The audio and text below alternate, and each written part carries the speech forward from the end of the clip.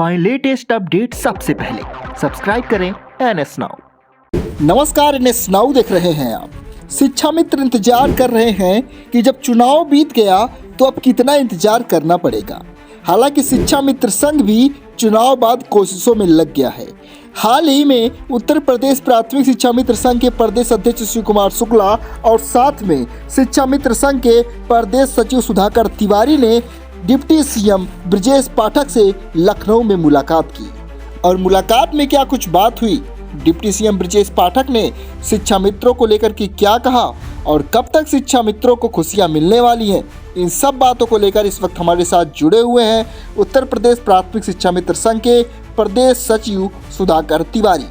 सुधाकर तिवारी जो deputy CM Brajesh Pathak में मुलाकात में शिव कुमार शुक्ला के साथ थे, उन्हीं से जानेंगे ब्रजेश पाठक ने क्या कुछ कहा है, कब तक शिक्षा मित्रों को और आगे इंतजार करना पड़ेगा, कितना शिक्षा मित्रों को मिल सकता है और शिक्षा मित्रों की फाइल सीएम तक पहुंची है या नहीं पहुंची है और फाइल में क्या कुछ शिक्षा मित्रों के लिए मिलने वाला है, सब पर चर्चा करेंगे। तो आइए बात करते हैं सीधे उत्तर प्रदेश प्राथमिक शिक्षा मित्र संघ के प्रदेश सचिव सुधाकर तिवारी से और उन्हीं से जानते हैं डिप्टी सीएम ब्रजेश पाठक से मुलाकात का पूरा मामला। बहुत बहुत स्वागत है सर आपका NS नाउ में। जी सर, धन्यवाद। जी सर, आप लोगों ने अभी पिछले दिनों उप मुख्यमंत्री ब्रजेश पाठक से मुलाकात की थी। जी, तो सर क्या कुछ उद्देश्य था आपका इस मुलाकात के पीछे?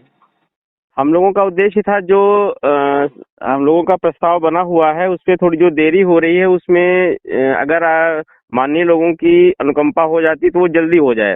जी जी, क्योंकि काफी देर हो रही है और लोगों में हताशा है, हमारे साथियों में हताशा निराशा है, काफी दिन से इंतजार कर रहे हैं, होना है नहीं होना है और ऐसी स्थितियां हम लोगों को जवाब देने में दिक्कत होती है। जी जी, तो उसी परिप्रेक्ष्य को लेकर के आदरणीय अध्यक्ष जी के सानिध्य में हम लोग मिले थे और आदरणीय जो हम डिप्टी सीएम साहब हैं हमारे, उन्होंने हम लोगों को पूर्ण आश्वासन दिया था कि हम जो है अपर मुख्य सचिव से बात करके आप लोगों का जो भी कार्य चल रहा है उसमें तेजी आएगी और बहुत जल्द उसका निराकरण हो करके आप लोगों के सामने आएगा। तो क्या भरोसा दिया गया है कि कब तक हो सकता है समाधान? समाधान की ये स्थितियां हैं कि जैसा कि उस दिन का सारा जो हम लोगों का कार्यक्रम था मिलने का और डीजी साहब से, डायरेक्टर साहब से और डिप्टी सीएम महोदय से, उसमें ये निकल के आया था कि आने वाले दिनों में 2-3 शायद है जो हम लोगों की मांगे वो हो जाएंगी और 1-2 जो आदरणीय मुख्यमंत्री जी के पटल पर हैं उसमें थोड़ा देरी लग रही है, उसके लिए हम लोग भी लगेंगे अभी और बहुत जल्द हम लोग का प्रयास रहेगा कि सारे शासनादेश एक साथ हों। जी जी सर, कौन कौन सी मांगे जो है वो जल्दी होने जा रही हैं, कौन कौन सी मांगे मुख्यमंत्री जी के पटल पर बाद में होंगी? अब यही आप समझ लीजिए मानदेय छोड़ करके लगभग सारी मांगे हो जाएंगी। क्या क्या मांगे थी सर आपकी? हम लोगों की मांग तो थी नियमितीकरण की जी, लेकिन नियमितीकरण के परिप्रेक्ष्य में क्या प्रस्ताव में है और क्या खुल के आएगा, क्या आदरणीय मुख्यमंत्री जी हम लोगों के लिए अच्छा से अच्छा करते हैं। लेकिन अभी फिलहाल तो हम लोगों के लिए ये था कि ये जो महिलाएं दूर अन्य जनपद में हैं उनको मूल जनपद मिले और जो साथी हमारे दूर हैं 50-60 किलोमीटर में उनको अपना मूल विद्यालय मिले, आसपास का विद्यालय, न्याय पंचायत का, ब्लॉक का विद्यालय मिले और कुछ सीएल का मैटर था, जो सीएल हमारी 11 है वो 14 सीएल हो जाए और मेडिकल का था। तो ये 2-3-4 मांगे ऐसी थी जो एक एथेंटिक भी थी और ये होना भी लाजमी था कि और सरकार शासन भी चाह रहा था कि ये कर दी जाए। उसके साथ जो मूल बिंदु हमारा है मानदेय बढ़ोतरी, वो आदरणीय मुख्यमंत्री जी के आशीर्वाद से ही प्राप्त होगा और हम लोग कोशिश करेंगे किसी दिसंबर में उसको जो है अमली जामा पहनाया जाए। देखिए सर, आप कह रहे हैं कि मानदेय वृद्धि को छोड़कर बाकी मांगे जल्द पूरी हो सकती है, तो मानदेय वृद्धि में सर क्या पेच फंस रहा है कि उसमें टाइम लग रहा है? उसमें आदरणीय मुख्यमंत्री जी का आशीर्वाद प्राप्त होना है। तो सर मुख्यमंत्री जी से तो आप लोगों ने पिछले दिनों मुलाकात की थी और पूर्व मंत्री भी एक लोग मुलाकात किए थे, तो मुख्यमंत्री जी द्वारा तो यही कहा जा रहा है कि सब कुछ अच्छे तरीके से चल रहा है।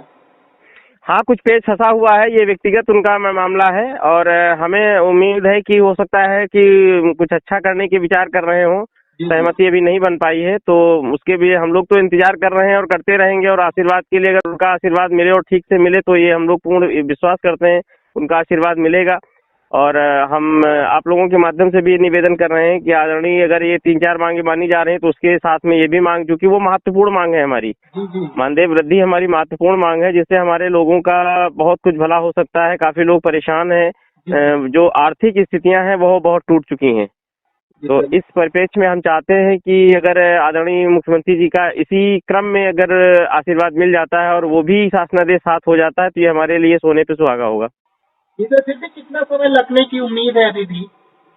हम लोग तो हार नहीं मानी है, हम लोग तो लगे हुए हैं, लगातार मिल रहे हैं, संगठन हमारा लगातार मिल रहा है, चाहे हमारे संगठन के साथी अजय सिंह बनारस हो या हमारे महामंत्री सुशील यादव जी हों और हमारे आदरणीय अध्यक्ष शिव कुमार शुक्ला जी हों। हम सब लोग सारी टीम के साथ काम कर रहे हैं। जहाँ जो कैबिनेट मंत्री मिल रहा है उससे हम लोग मिल करके अपने काम के लिए आदरणीय मुख्यमंत्री जी तक अपनी बात पहुँचा रहे हैं। तो सर क्या डायरेक्ट आप लोग मुख्यमंत्री से मिलने का प्रयास कर रहे हैं? कोशिश तो है। अभी पिछले उसमें अक्टूबर में हम लोगों ने मुलाकात भी, हमारे आदरणीय अध्यक्ष जी ने, महामंत्री जी ने मुलाकात भी की थी और कोशिश रहेगी अगर हमें आशीर्वाद प्राप्त हो जाएगा तो हम लोग भी मुलाकात करेंगे और अपनी मांगों को लेकर के उनसे बात करेंगे। हालांकि उनके संज्ञान में सारी बातें हैं, उनके पास प्रस्ताव भी जा चुका है। अब बस उन्हें आशीर्वाद देने का है। अब यह है किस लिए देरी हो रही, क्या वो सोच रहे हैं, ये हम लोग नहीं उसका अंदाजा लगा पा रहे हैं। तो सर शासन में आप लोग अक्सर मंत्रियों से मिलते रहते हैं, विधायकों से मिलते रहते हैं, तो कभी आप लोगों ने ये प्रश्न नहीं किया कि आखिर कब होगा? आप लोग 6-7 साल हो गए हैं, इंतजार कर रहे हैं।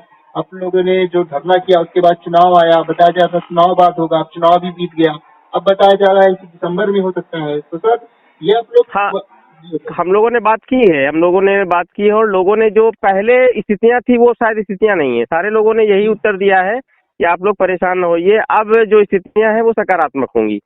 आदरणीय मुख्यमंत्री जी का कहीं न कहीं इंडिकेशन हुआ है, उन्हीं के आदेश पे जो कमेटी बनी, उन्हीं के आदेश पे मीटिंग हुई, उन्हीं के आदेश पे प्रस्ताव बना है। अगर उनका सारा चीजों में आदेश है, आदेशित है, तो फिर उनको कोई फैसला लेने में देर नहीं लगेगी।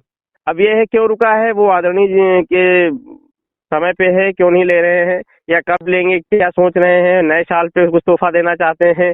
तो इस सारी चीजों को लेकर के हम लोग असमंजस में हम लोग भी हैं, लेकिन हम लोगों का संघर्ष अनवरत जारी है, मिलना मिलाना, और हम लोग सारे लोगों से मिल रहे हैं। अब यह है मुख्यमंत्री जी को इतना समय भी नहीं रहता और मुख्यमंत्री जी से मिलना इतना सरल भी नहीं है कि हम लोग रोज मिलने। यह है कि कैबिनेट मंत्री लोगों के द्वारा या जो हमारे आला अफसरान हैं इनके द्वारा हम लोग अपनी बात रखते हैं और वहां तक पहुंचाते हैं और उनको सारी जानकारी है। हमें लगता है कि वो बहुत जल्द हम लोगों का कल्याण करेंगे। आप और पूरा शिक्षा मित्र संघ लगातार संघर्ष कर रहा है। आप लोग केवल संघर्ष ही कर सकते हैं, करना ये तो सरकार को ही है जी। तो देखते हैं कितना समय लगता है, इंतजार करेंगे, आगे आपसे भी अपडेट लेते रहेंगे। जी जी जी जी सर, बहुत बहुत धन्यवाद सर। धन्यवाद सर। तो आप अभी उत्तर प्रदेश प्राथमिक शिक्षा मित्र संघ के प्रदेश सचिव सुधाकर तिवारी को सुन रहे थे। उन्होंने स्पष्ट कहा है कि योगी सरकार कोई बड़ी नीति बनाने वाली है शिक्षा मित्रों के लिए, और हो सकता है कि नए साल के आरंभ में शिक्षा मित्रों को वो तोहफा मिल जाए, या फिर क्या होने वाला है हम कुछ कह नहीं सकते। हालांकि आपको क्या लगता है कमेंट बॉक्स में जरूर बताएं, वीडियो को शेयर करें, चैनल को सब्सक्राइब करें। नमस्कार।